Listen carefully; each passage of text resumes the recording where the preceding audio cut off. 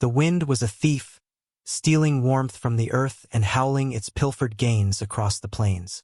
It scoured the hard-baked soil, kicking up whispers of dust that tasted of grit and loneliness. From her window, Alara Vance watched the gray sky press down upon the land, a heavy, woolen blanket smothering the light. The world outside her small cabin was a study in browns and grays, a landscape that had forgotten the color green. Here, on the edge of what passed for a town, survival was an argument you had with the dirt every single day. She had been losing that argument for 2 years, ever since the whispers had started, coiling around her name like a hanging rope.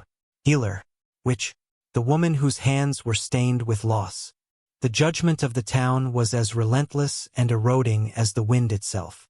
Her small garden, fenced with sun-bleached planks, was her only defiance, a patch of stubborn life in a sea of desolation.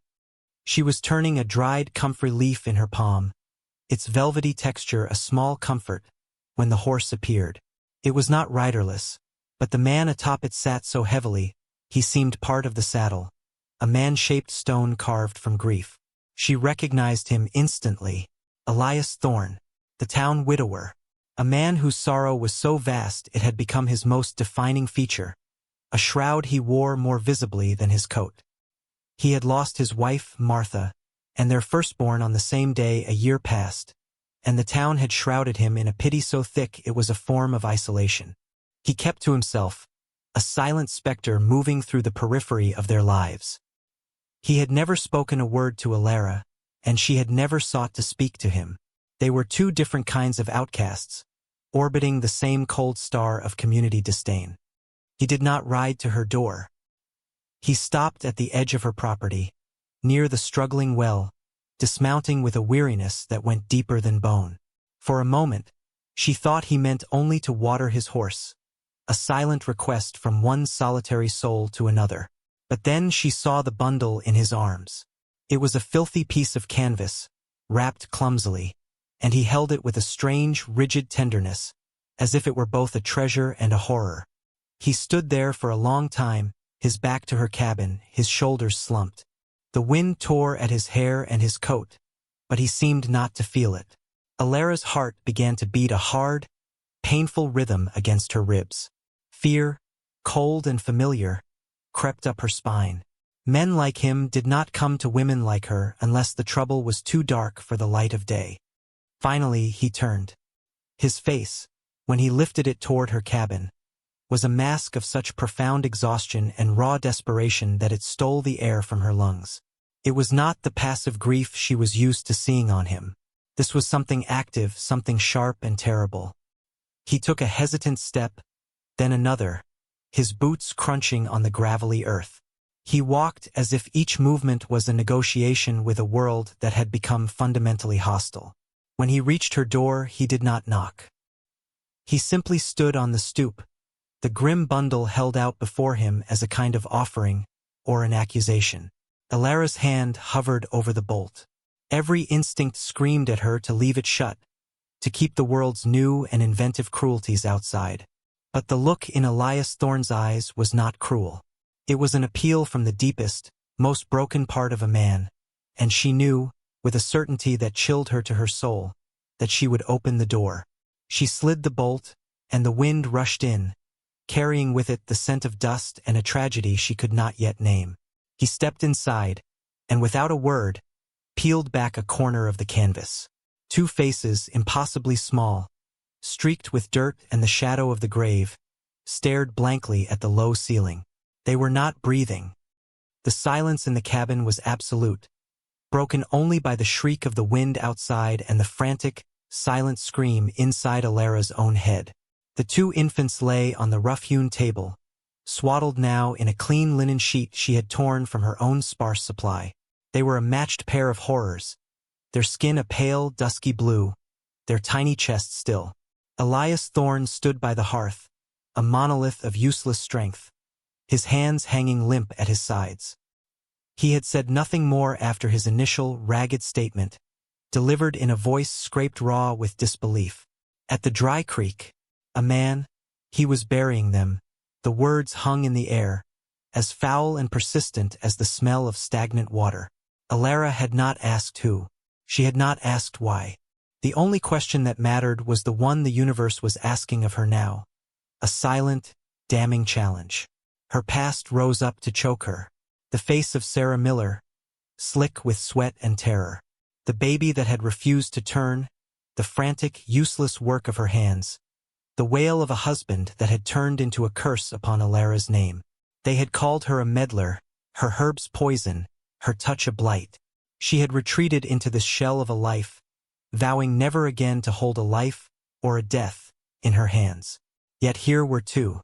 She looked from the still, porcelain faces of the newborns to the broken man by the fire. He had brought them to her. Not to the doctor in the next town, not to the preacher. To her, the outcast. He had brought this impossibility to her because he must have known, on some level, that she was the only person whose reputation was already so ruined that this new scandal could hardly make it worse. Or perhaps, she thought with a flicker of bitter insight, he simply knew she was the only one who might understand a pain so profound it had no words. Pushing the ghosts away, she moved. Action was the only antidote to fear. She filled a basin with warm water, her movements stiff at first, then more certain.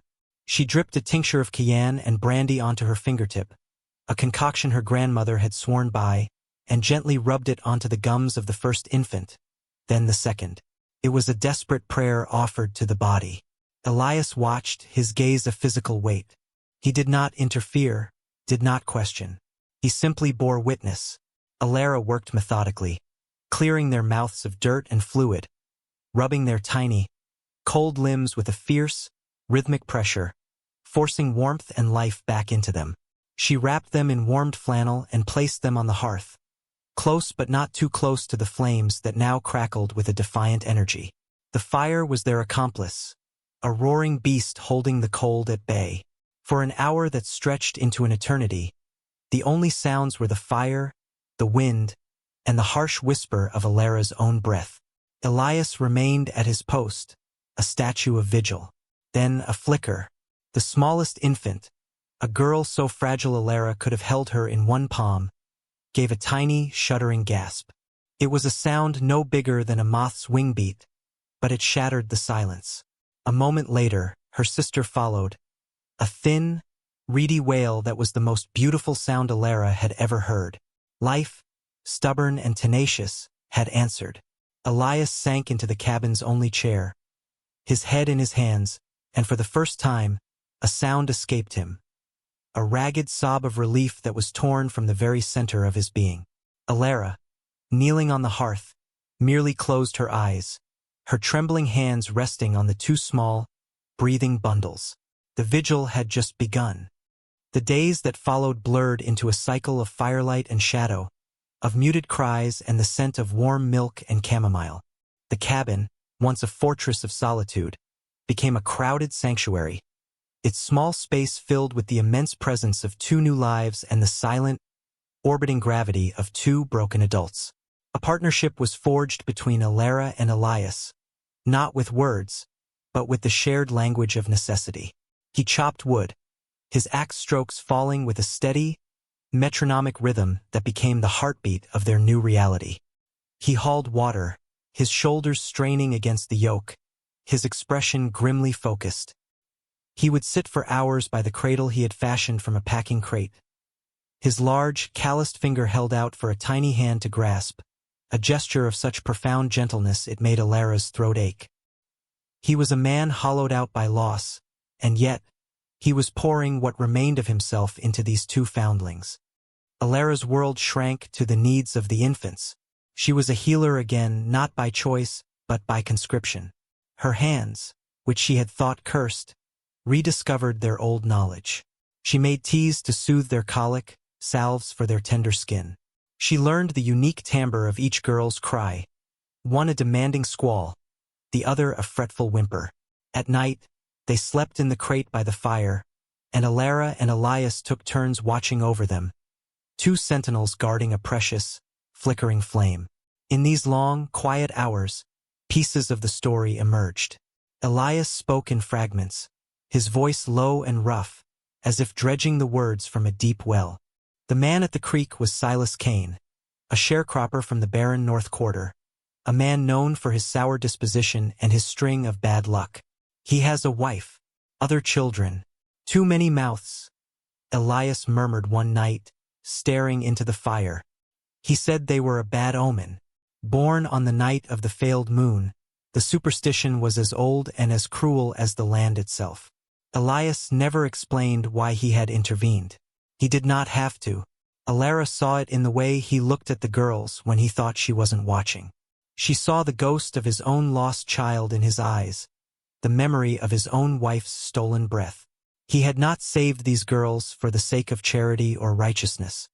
He had saved them because he had stood at the edge of the same abyss and had been unable to save his own. This was his penance, his redemption, his desperate attempt to rewrite the ending of his own tragedy. And in his quiet, unwavering dedication, Alara found a strange comfort. The town's judgment felt distant, unimportant. The ghosts of her past grew quieter. She had been defined by a single failure, but Elias Thorne, who had every reason to retreat from the world, had looked at her and seen not a witch, but a hope. Trust was not a thing that was given. It was earned in the silent spaces between feeding and sleeping, in the shared glance over a sleeping infant, in the mutual understanding that they were both, in their own ways, trying to coax life from a barren ground. The wind still howled outside, but inside the cabin, a fragile warmth was taking root. The routine became a fragile armor.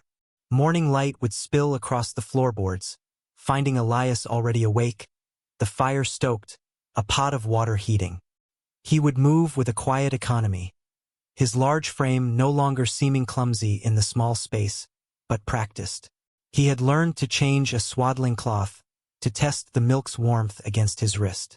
He had learned the rhythm of a rocking cradle.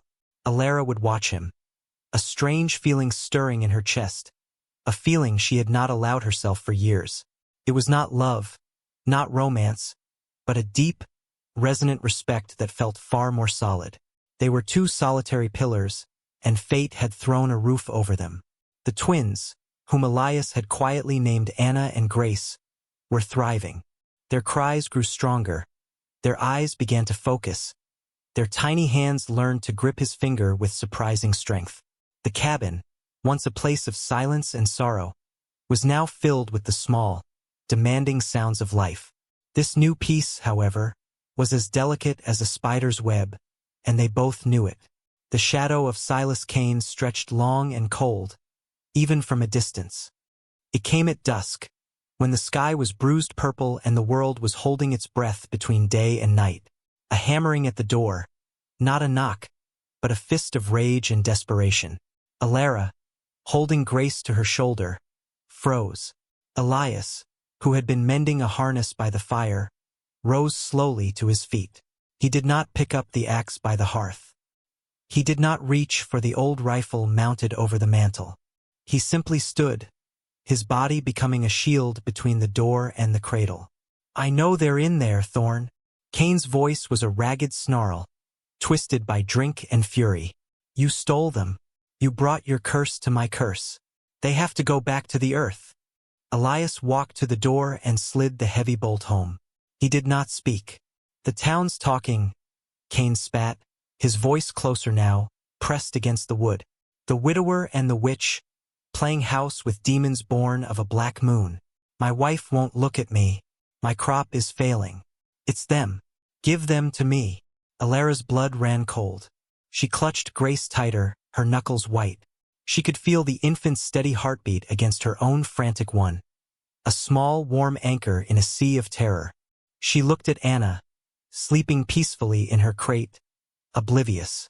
A fierce, primal protectiveness surged through her, extinguishing her fear.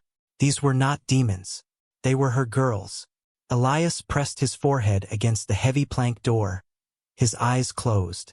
He looked like a man in prayer, or a man bracing for an impact he knew was inevitable. "Go home, Silas," he said, his voice quiet but carrying the weight of iron. "They're mine to do with as I please." Kane shrieked, and the door shuddered as he threw his weight against it. The wood groaned, but the bolt held. Elias did not move. He did not flinch. He simply stood, an immovable object of resolve. He was no longer the town's grieving specter. He was a father. He was a guardian. The man outside was screaming at a ghost, the ghost of the broken man Elias had once been. But that man was gone, replaced by this silent, unyielding protector. The pounding continued for what felt like an eternity, a frantic, desperate rhythm of hate. Then it slowed. The shouting subsided into muttered curses, and finally, into a defeated silence. They heard the crunch of footsteps retreating, swallowed by the vast, indifferent darkness. Elias remained at the door for a long time, listening. When he finally turned back to the room, his face was pale in the firelight, but his eyes were clear. The threat had not been vanquished by violence, but by the sheer, unshakable force of a man who had found something to live for. The storm had broken against their walls and passed. In the ringing silence, Alara looked at him, and for the first time, she felt truly safe.